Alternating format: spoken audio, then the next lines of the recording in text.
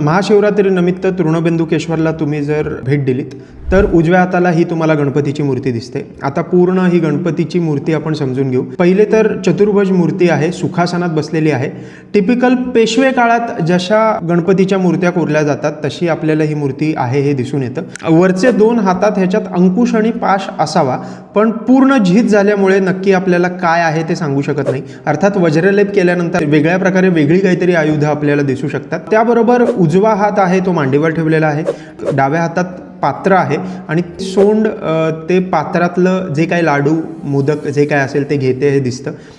विशेष गोष्ट अगदी निरीक्षण करून बघितलं तर जो उदरबंध आहे म्हणजे पोटावरनं एक असा बंध जातो किंवा बँड जातो तर तो नाग संस्कृतीतला आहे किंवा नाग वेटाळलेला आहे असं आपण म्हणू शकतो। त्याबरोबर खांद्याच्या डाव्या हाताला तुम्हाला थोडंसं यज्ञोपवीत दिसतं म्हणजे जानवं दिसतं।